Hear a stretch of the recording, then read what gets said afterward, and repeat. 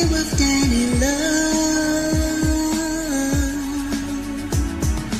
Kick it with Dani Luv. Kick it with Dani Luv. Healing one day at a time. Settle down. You'll be fine.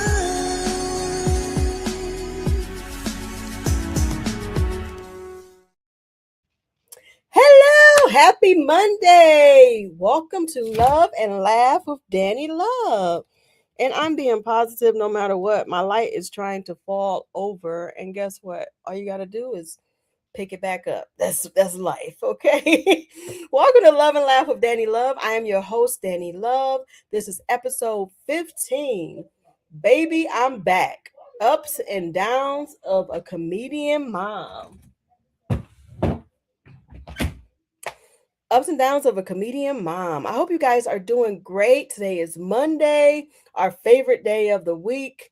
I hope that you guys are doing your box breathing that we talked about, because that usually helps. I actually started this day off right. I woke up early. I had some breakfast. My husband cooked me some eggs and some fruit. And I went for a mile walk with my friend. She made me go. And I washed my butt. So these are wonderful things. I'm really proud because sometimes I don't do all those things. Um, very excited about this episode. Um, very excited about this season. We're almost at the end of the season. We have one more episode before the end of the season, and then we're going to take a break and come back. This is the 15th episode. Wow, I can't believe that we are actually at the 15th episode off of me just trying to start something. Yeah, it's amazing. And I'm grateful for you guys who have been following us, who have been staying with us, who have been loving and laughing with us. And we would not be who we are if it wasn't for you beautiful people. I actually am going to start having the podcast on Spotify. I finally figured out how to do that a little bit in a way, maybe. I don't know. But you will find out. I have the first episode on Spotify. So if you want to go and tune into our first episode, you can. Just search Love and Laugh with Dani Luv. And hopefully that episode should come up and all that good stuff. So without further ado, I want to introduce my new friend. I met her in Texas, and I'm going to read her bio because she has such a beautiful bio, and she's been doing this. This person, she blends her Thai and Irish heritage into a unique comedic voice, bringing audiences together through hilarious, heartfelt stories about family and culture identity. Born in Thailand and raised in Texas, she proudly calls Bee Cave, Texas home. I've never heard of Bee Cave, Texas. That sounds fun. Donna burst into the comedy scene in 2006 as a finalist on Nick at Night Search for the Funniest Mom in America, hosted by Katie Segal. Wow. Y'all, this is I could stop right here. For 5 years, she balanced the chaos of motherhood, comedy showcases, and a thriving career in medical sales. In 2012, she stepped away from stand-up comedy to focus on raising her family and advancing professionally. Now, with her sons grown and her husband and 4 wiener dogs mostly potty trained, Donna made her triumphant return to the comedy full time in May 2024. She's currently touring the nation's top comedy clubs and is a proud member of the national stand-up group Moms Unhinged. She was also recently on Kill Tony. Okay. Clock it. Yes, that's kind of ghetto, but clock it. And where after her interviews and performances, she advanced with an exclusive invitation to the coveted Secret Show both times. Oh my, that's beautiful. And Donna is also the host and producer of 3 entertaining podcasts: the Armor Men's Health Show, the Ryan Wayne Salon Podcast, and the Victory Medical Podcast. Wow. I knew I was talking to a comedian, but it sounds like I'm talking to somebody that's very smart as well. She recently co-authored the book Building Wealth, Building Legacy with original Shark Tank Judge Kevin Harrington, contributing a powerful chapter about how humor helped her survive and thrive. I need to talk to her about this wealth thing because I'd be struggling. Over the years, Donna has shared the stage with some of her comedy heroes, including Leanne Morgan, Joy Coy, D.L. Hughley, Bill Engvall, and many more. You guys, oh my gosh, we are blessed to have this wonderful lady here with us. Put your hands together for Donna Lee. Hi. Hi, Donna. That was a fantastic intro. I think we're done. Girl, we're not done actually because I want to show them something. I want to show them how funny you are. Give me one second. Okay.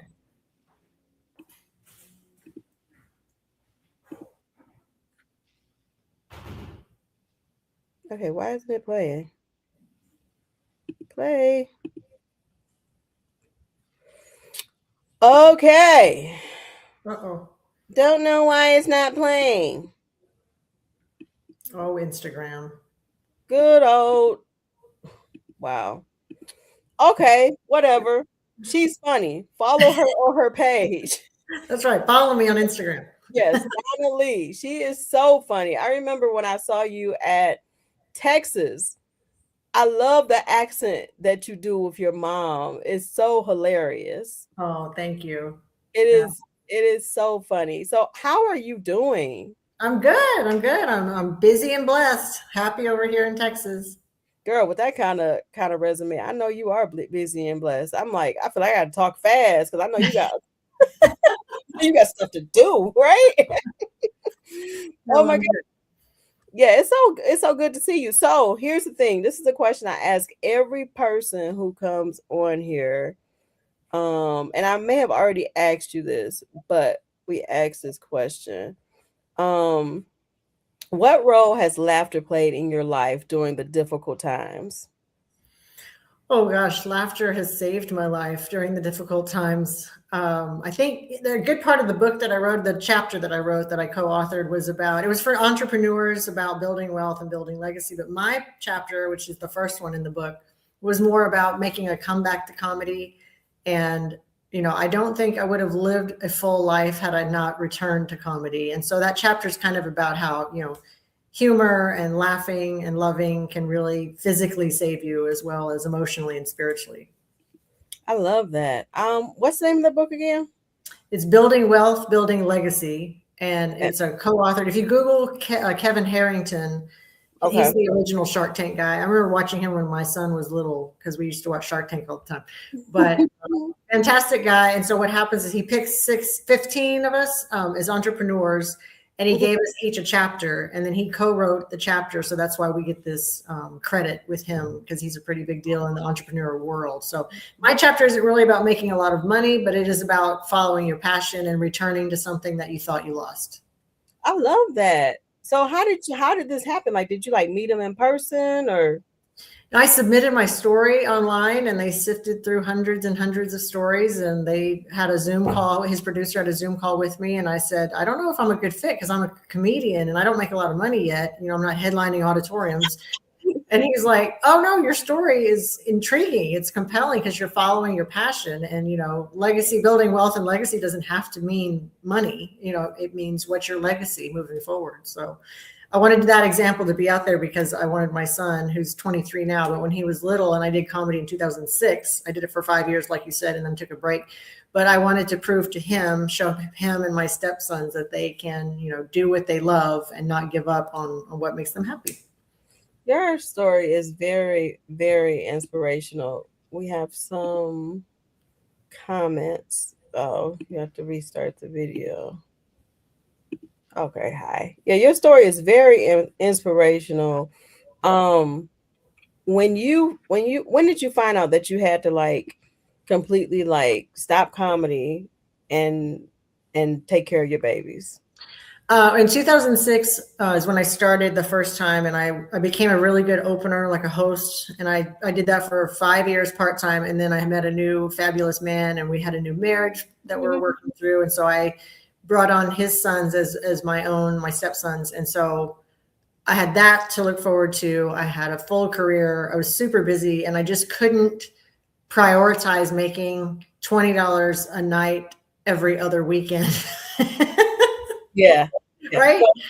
So, and then, I was traveling to Houston if I didn't have the kids, my son, especially because we had joint custody, but if I didn't have him, I was trying to go find a gig somewhere. And I might have been traveling 4 hours from Austin to Dallas to do a 10-minute set, for $20-$30. So that wasn't working then. I'm in a blessed state now where I've worked all I can work. I got super burned out by working in, medical corporate, and my husband is precious and super supportive. So I dove into comedy in 2024, like you said from the bio, but then I went full-time comedian May 2025. So this is my primary job now. Wow. And it don't look like you took a break. Like when I went to come see you, you were like this you are this big comedian, and you had all of this merch and everything, and you were like so prepared. It just did not look like you took a break. It's like you just went back to where you needed to go. Thank you for saying that. That means a lot. I was in marketing and sales in medical, and so I think I never stopped the marketing and sales part. So coming back into comedy this round, it was so different from last time, because when I did comedy a long time ago, you just showed up to the club and you did your set and you went home. Now as a headliner, I have to do all of the marketing because I'm not a big name yet. I have to figure out all that. So I thought, let me have some merch right off the top, once I get back in. And I had some really solid joke punchlines that I put on the merch. Mm-hmm. And so technically I didn't stop marketing and sales, but I did stop comedy for those 12 years. And coming back in has just been so much fun. That's a blessing that you do have a marketing and sales background, because that does help with comedy, because a lot of times it's hard to get a manager or somebody else to just do it for you. So you have to figure it out. And if you don't really have that background, you're just running around with your head chopped off trying to figure out, like, what do I do? How do I, do it? Is there like a, I guess some kind of advice you want to give to other comedians regarding that? I know a lot, I'm sure you do too. A lot of really talented comedians who don't know how to market themselves. They're super shy and awkward, and they don't want to take the time, and they just want to be hired by a club and do their thing and go home. Today, it's with social media and all the influencers that decided they want to be a comedian overnight.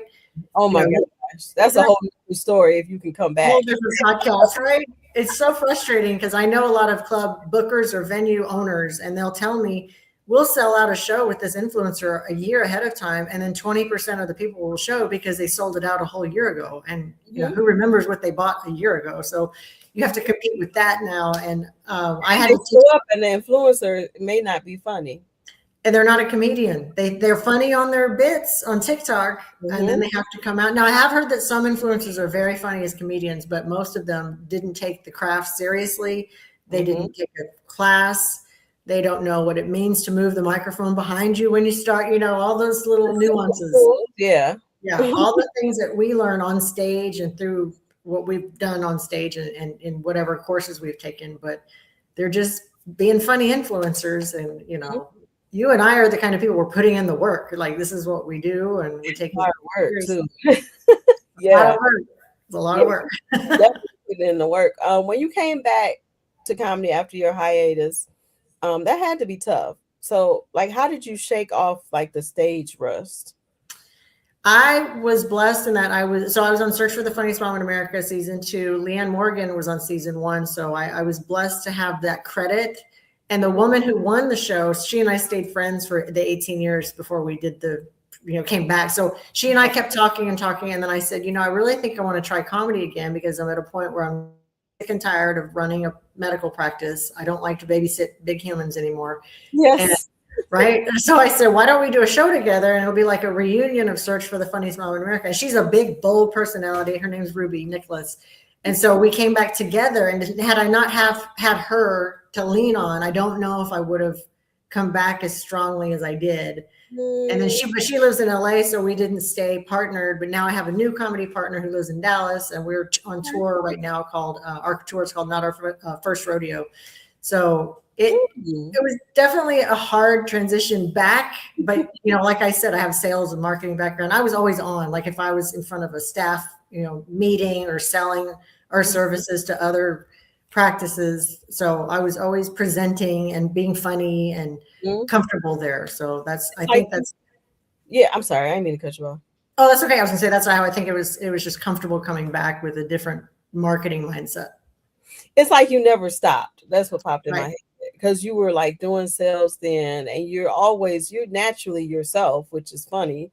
So you're like doing sales and you're being funny. Like, did you find yourself like making people laugh like as a comedian because you were working? So it's like, this is what I like to do. So I'm just going to be the funny person here. Right. Before I ran medical practices, I was a pharmaceutical sales rep. And so every meeting or luncheon or dinner I had, I would always start with funny family stories. And so I always had an audience, whether it was, a couple of doctors or a room full of medical professionals. But I always took that time and was like, ooh, let me be selfish. Let me tell you. You said I have an audience, okay? Yeah. You never stopped, but you didn't stop. Right. I just wasn't in the clubs doing it. I was, doing little micro shows in front of sales pitches.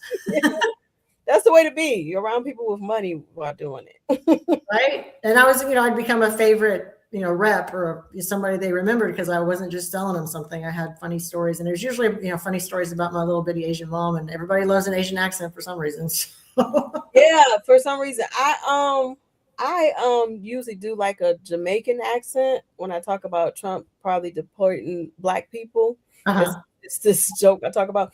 But everybody love a Jamaican accent. So I do it because right. I know Jamaicans, but people love accents for some reason. They do. I have a funny story where this little precious 20-something-year-old sorority girl came up to me and she was like, oh my God, how do you do that accent? And I was like, how do you do that accent? How do you do that? Oh my God. Yeah, the vocal fry and all the stuff. And I was like, okay, girl. That is hilarious.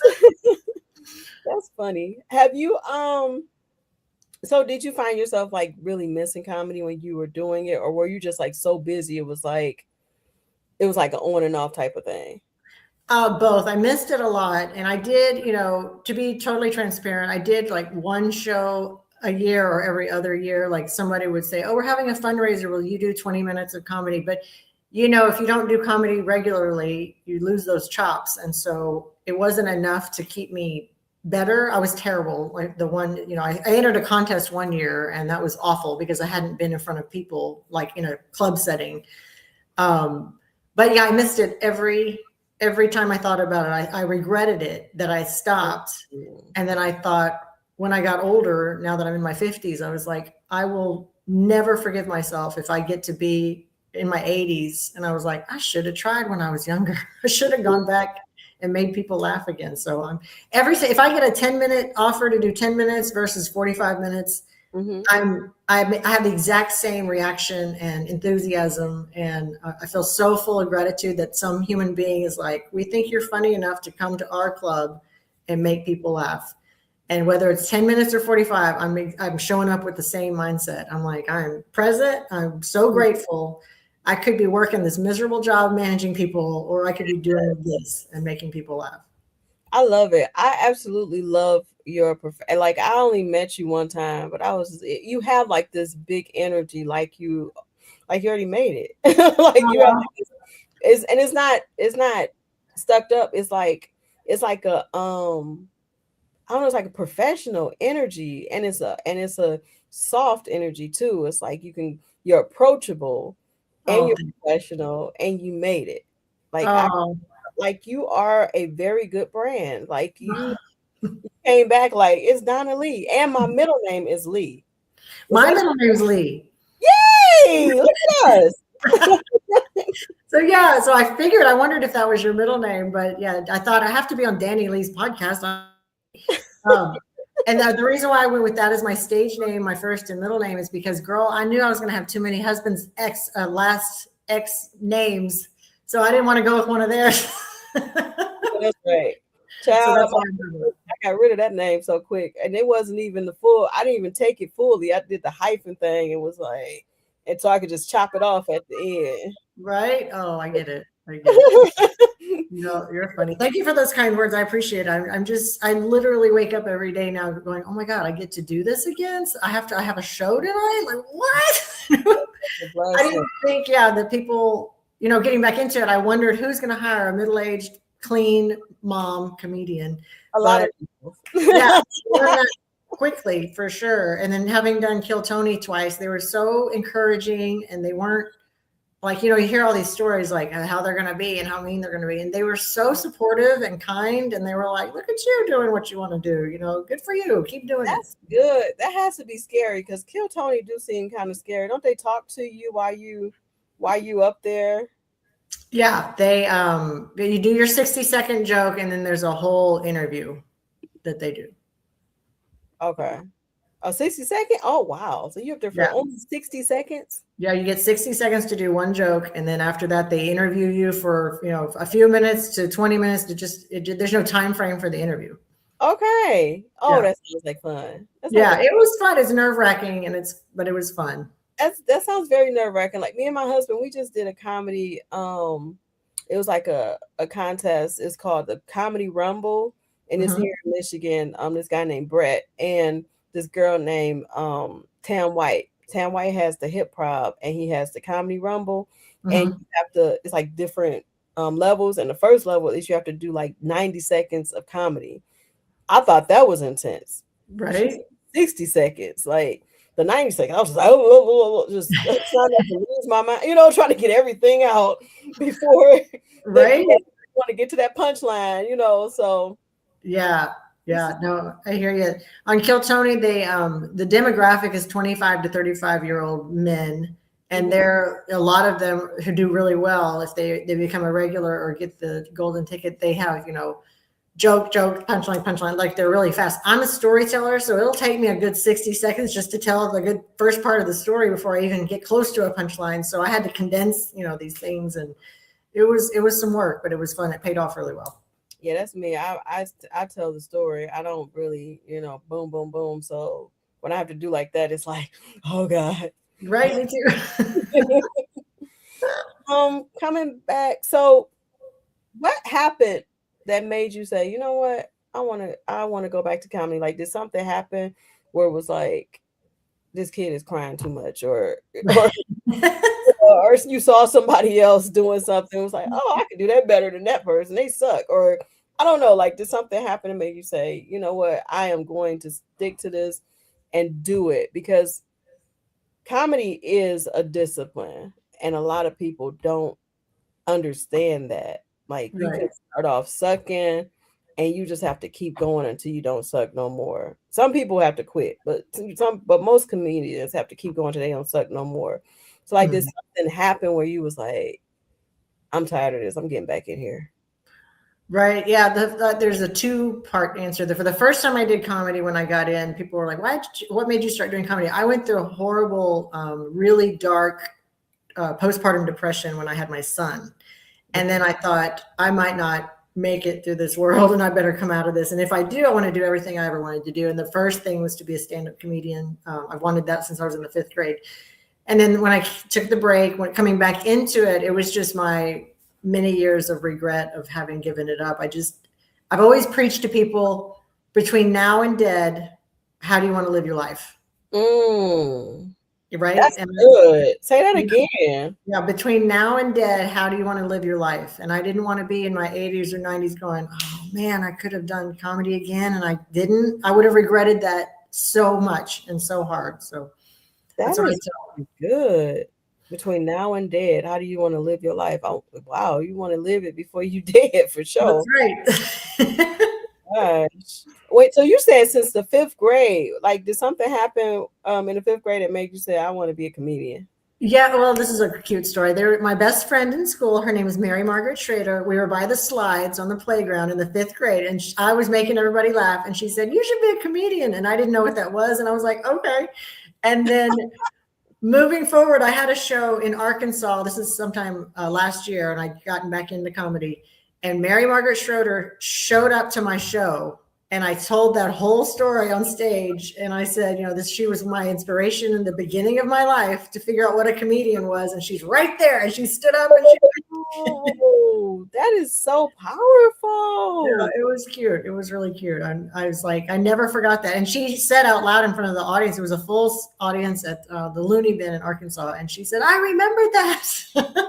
Oh, that is so powerful. Right? It was fun. Still friends too? I'm sorry? You guys are still friends? Yeah, we're still friends on Facebook. We went all the way through high school together, and then we lost touch through college and adulthood. But then when I got back into comedy, she reached out and told me where she lived. And I said, well, I'll let you know when I'm in Arkansas. And she came to the show, and I got to tell that whole story on stage. And it was just so cathartic and cool. And we took a picture, I posted it, and it was just a really neat moment. You can't make this stuff up. That's such a beautiful moment. And her name is so cute. It sounds like a movie or something, like Mary Margaret Schroeder. Yeah, it sounds like a little Catholic girl who wears a little Catholic outfit. Yeah. Or it could be a little freaky movie too. I don't know. A little Catholic dress. That's right. You never know. You never know. So when you were doing comedy, did you feel like you were losing a part of your identity when you had to pause your career? I did somewhat, but because I was always in front of people, and trying to make people laugh, I didn't feel entirely lost, but I felt like something was missing. Like I was missing a limb. Like I wasn't a fully happy person. I was proud of what I did. I loved to lead people when I was managing people. And then I got to a point where I was just like, I've been doing this for 25 years and I need a break. I need a life change. Yeah. And, thank God for my supportive husband, who's my biggest fan. He goes to almost every show and he laughs hard at every joke. And I'm like, how are you still laughing at that joke? You've heard it 10,000 times. I love that. That's a good thing when you have a supportive spouse. My husband is a comedian and he supports me. And like when we both made it to the finals, we were both happy and surprised because he's funnier than me. He's been doing it longer, and I had to go right after him, and I had to like bring it. And it was, but he was so proud of you, right? Yeah, he was. I was proud. I was surprised. I was proud because I had to I don't like competition, so I had to. This the first time I was less focused. Focus. Don't worry about nobody else. Just you be funny. Right. And that's the amazing thing about comedy. Whenever you focus on yourself and focus on being yourself, then you become the funniest that you've ever been. True. Good words of advice. That's true. Mm-hmm.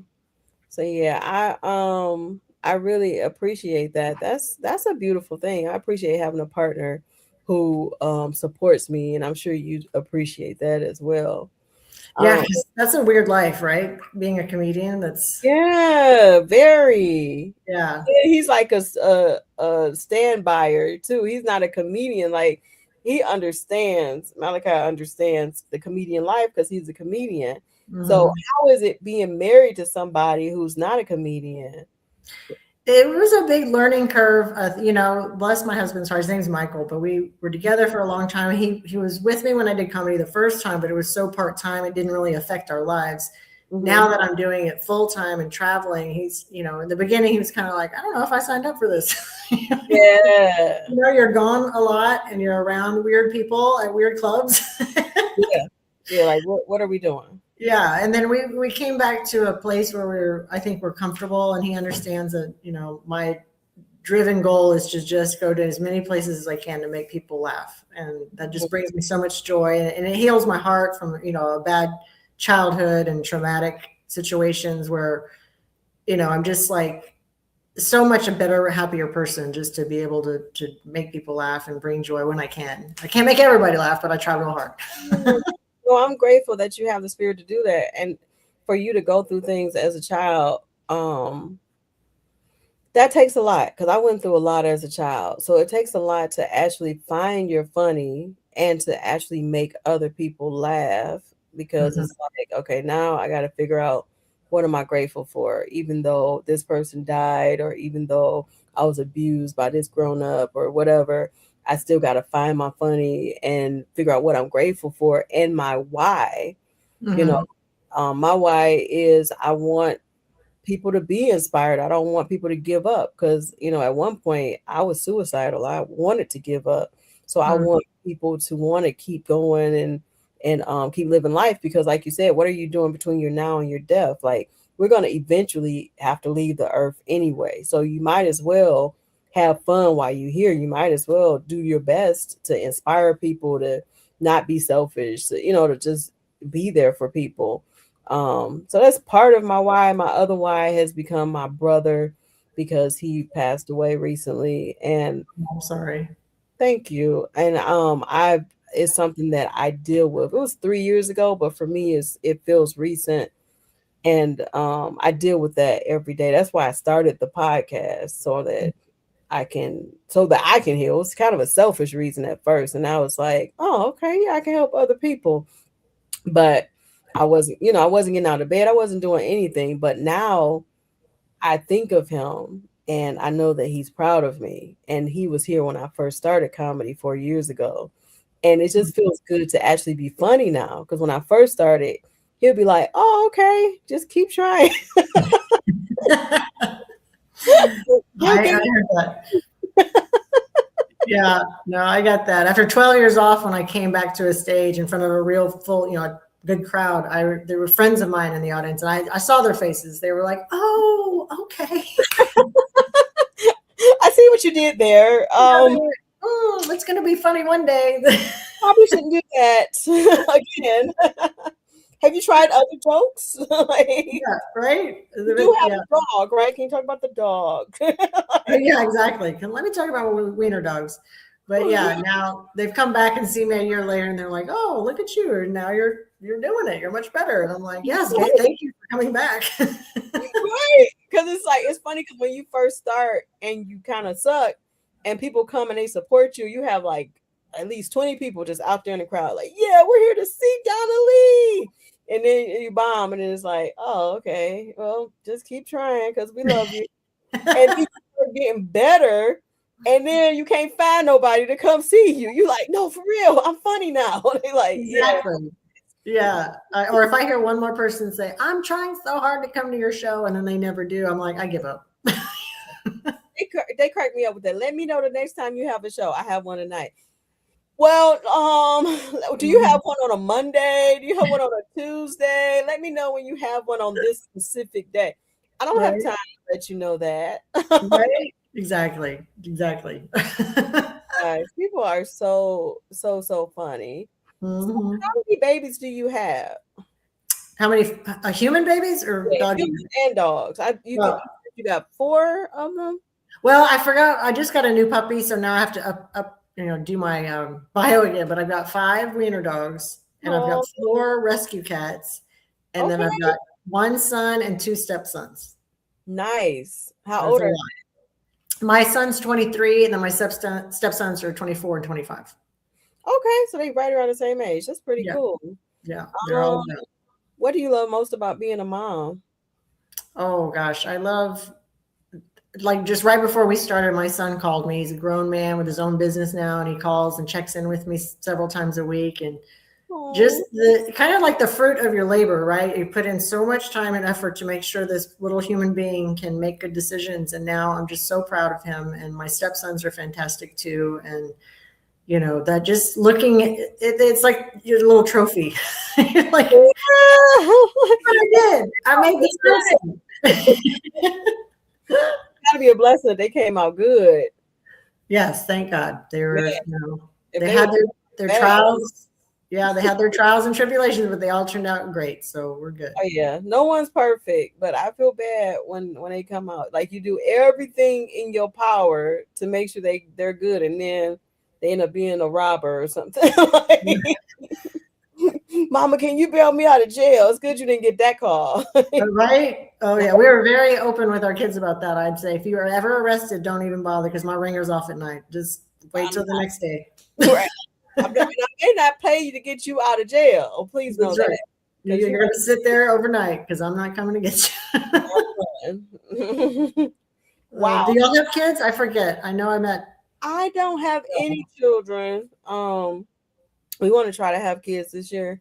We had a miscarriage last year, so we've been kind of scared. Oh, Well, I'm not gonna say we, I. yeah. So we're gonna try again and see, and have our babies in Jesus' name. Oh, yeah. Yeah. Hopefully. Yeah. Love Yeah, it. yeah. We're so busy with our career too. We're like, oh my goodness, okay. Because Busy. when we got to figure out something, because we're both comedians and we usually travel together and stuff like that. And I know kids change a lot of that stuff. Right. Yeah. And y'all came all the way down to San Antonio. I remember that. We did. Yeah. Yeah. I thought I was going to have to come by myself. He was like, no, I want to come. I was like, oh, okay. I love that. Y'all are so cute. Thank you. You got to be a secure man to come to a women's comedy festival. And be like, I'm coming. I was like, you don't have to. There's going to be a lot of women there. He's like, I don't care. Yeah, that was so sweet. He just kind of sat there and listened, and he seemed like he enjoyed himself. So that was fun. My little videographer. Right? That's how, yeah, my husband, I put him to work when he comes to my shows. He's either handling my merch or he's giving out my business cards or something. He's managing something. You gotta put him to work. You gotta keep him trained. Keep him right. Yes. Well, Donna Lee, I'm so glad that you came on my show. Is there any words of advice that you want to give to anyone starting comedy and anyone who has a family and just wants to still pursue their purpose and their dreams? I do. Are you familiar with Leanne Morgan? No. She's like the biggest female comedian right now. She's selling out big auditoriums. She's got Netflix specials. She's got a Netflix scripted show. She's in movies, and she's a big deal. So I worked with her when I did comedy the first time. Like, I feel stupid. I should have just said, yeah. No, a lot of people don't know. Like, some people don't know who Joe Coy is or D.L. Hughley. And those are my big names that I've worked with. So I don't mind explaining. But Leanne Morgan is my biggest inspiration coming back. And so I hope that this inspires somebody. But when I did comedy with her the first time, a long time ago, she said to me, she's a very heavy accent, and she said, Donna Lee, in your tiny little britches, never quit comedy because there's an audience out there for us. And now she's the biggest female comedian, bringing in moms and adults and parents. And she's a clean comedian, and she's kind of like Nate Bargatze, where she's that famous. But I ended up quitting because I couldn't make the money she was making because she was traveling around the country doing it. She has 3 kids, and I thought, wow, she told me to never quit, and I ended up quitting, but not really. I made a comeback. But I saw her recently at one of her big shows at a big giant auditorium in Stephenville, and she remembered me after 18 years. We hadn't talked really, and she held my hands and she said, I remember what you were going through and how's your son Sterling. And I thought, oh my God, this famous person remembers conversations that we had a long time ago. But my ending story is that she was my inspiration to never quit. So I'm just so thankful I came back. And there is an audience for you. If you're a new comic, a young comic, old comic who's getting back in the game like I did, Middle age. Middle age. There's an audience for you. You just have to find those people, find your people, and then you don't have to cater to them 100% of the time, but really focus on your message to those people that you can connect with. And I think that's where it kind of branches out, because she connected specifically with moms and middle-aged people who have children. And now she's one of the biggest names in the scene. She's doing her 3rd tour where she's going around to all the auditoriums and arenas again. And she didn't hit it big until 25 years in the game. And she said she was going to quit because she was like, I've been doing this for 25 years and nothing big's happened. And maybe I need to go get a job somewhere else. And then one of her social media people posted a story, I'm going to send it to you, bit about her going to a Def Leppard concert and all the people her age that were in the audience. And the story's hilarious. And that went viral. And she said on many interviews that I've seen, within 2 weeks of that, her entire life changed. And now she's, Are you serious? She hit it so big that her entire world is completely different now. That's beautiful. I really appreciate you being on here. You are very inspirational, and we have the same middle name. That feels good to me. I'm going to try to see if this will. What'd you say? I said, that's right. I love that. Middle name. Yes. and my husband's middle name is Lee, too. Oh, is it really? Yes. It's a small world after all. That's awesome. Literally, it's a small world. Yep. I'm 47, so.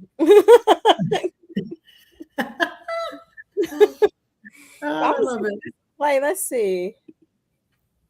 Oh, come on. He said, okay, remove it. Play. All right. Well, That's I okay. don't They can go to my Instagram. It's Donna Lee Comedy. Make sure y'all follow Donna Lee on her Instagram, on her. You got TikTok. Tell them where to follow you at. Yeah, TikTok, Instagram, Facebook. It's at Donna Lee Comedy, DONNALEE. And then my website is donnaleecomedy.com. Yes, girl, you got a website. Yes. That's what I'm saying, professionalism, okay? Right? I try to keep it up, keep it fire. That'd be the hard part. I just got a website and it's very hard to keep up. Like, oh. It's a lot of work, yeah, adding shows and moving things around and all that. But yeah, but it's fun. It's fun. But I appreciate you so much. Thank you for having me on. Yes, we appreciate you too. Thank you for being on here, and we hope that you have a blessed day. When is your next show? Let's see. I have, what day is it? It's Monday here. I'm going down to Kill Tony tonight, so hopefully I'll get bucket pulled. Tonight? Oh my gosh. I mean, I don't know if I'll get on. I'm going to pray to get on, but I've got some shows this weekend. But if you go to my website, all my future shows are listed there, donnaleecomedy.com. And then I'm going to be back out in Florida and Wichita in the upcoming months. So I'll be all over again. So check it out. Yeah, y'all got to check out Donna Lee. She's very funny. I hate that the thing didn't let me show her clip, but of her doing her mom's accent. Yeah, DonnaLeeComedy.com. Make sure y'all look her up. Thank you so much, Donna Lee, for showing up and for being here for us and for being a light. Oh, you're sweet. You're a sweet, precious girl. Thank you so much for having me. And tell your sweet husband I said hello. I will. Thank you. You have a blessed day. Okay. Bye, y'all. Bye. That was Donna Lee. Oh my gosh. I really enjoyed talking to her. She's a very, very sweet lady. So here we are. We're about to end this, we're about to wrap this show up. But before we wrap it up, we want to do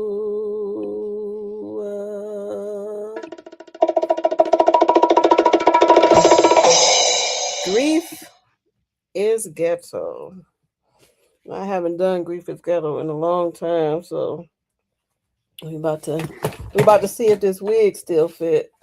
Ooh, I gotta find it. Let me see. Oh, come on. Me getting ready for this segment is ghetto. Okay, let's try this again. Grief. Oh, is the back of the wig or is this the front of it? I don't even know. Okay, well, we just gonna put it on this way. Just gonna put it on. We're just gonna put it on. We're just gonna put it on. There we go. I don't know if this look right or not, but I'm about to transform into our lovely Gatonia. Her name is Gatonia, and she got a story to tell y'all. So give it a second. Okay. Let me see. This pause is ghetto. How about that? Okay. So now it's time for Grief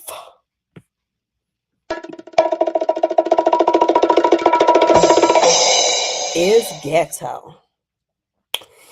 So, my name is Ghettonia, okay?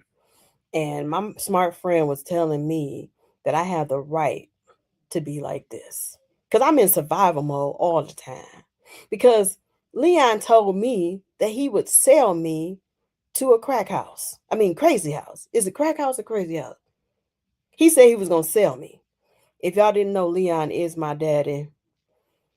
And I think I'm too old to be sold. I don't know if anybody going to buy me.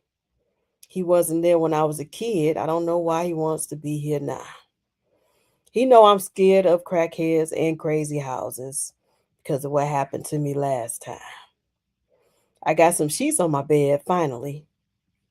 But the problem is, a lady at the thrift store, she felt bad for me. So she gave me them sheets. And unfortunately, those sheets had bed bugs on them. So I had to vacate my entire house. Now I live in an apartment with Leon, my daddy. He ain't got bed bugs, but he got roaches. Big ones and baby ones. Let's see how much fun this gonna be. This has been another episode of Grief is Ghetto. Until next time when they turn my lights back on, holla at you.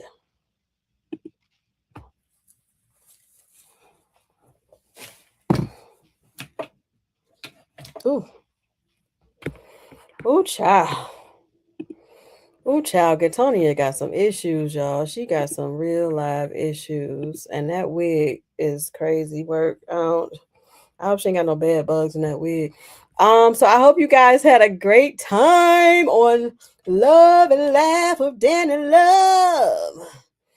And we will be back next Monday. It will be our last episode until we take a break. I'm calling the first 16 episodes season 1.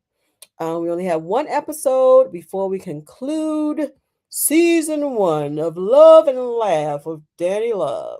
I hope you guys are sharing the love, and I hope you guys are liking and subscribing to this channel, because the more you like and subscribe, the more you share, the more people that we can reach.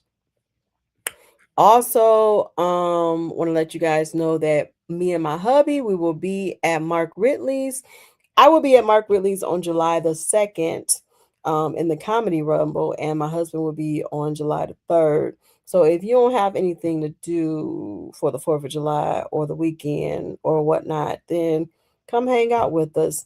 It's going to be fun. I got my funny back, and that felt good. Because, yeah, we did participate in the Comedy Rumble on Friday, and we both were finalists, and that was at One Night Stands. It's been a wonderful comedy journey so far. We had a show yesterday that we did for our friend. It was a private show. We gave them a discount, and they paid us more than the discount, and so that worked out well. And every weekend we've been busy for the past 5 weekends, and I'm grateful. So if you guys are interested in booking a comedian duo who do comedy together, or comedians, we can do comedy individually as well. You can go to lovelies.com. You can also get your lovely merch, the Choose Love shirt, because we are about love around here, and we want you to choose love. And you can also get your book that I wrote. I wrote a novel. It's called Love Hates Me. So you can go to lovelies.com and order that as well. Remember to box breathe. Remember that it's not that deep, even if it looks that deep, and that your healing will take a process. So it is okay to heal one day at a time. You don't know what to do. Come and take a seat, my friend. Kick it with Dani Luv. Kick it with Dani Luv. Kick it with Dani Luv.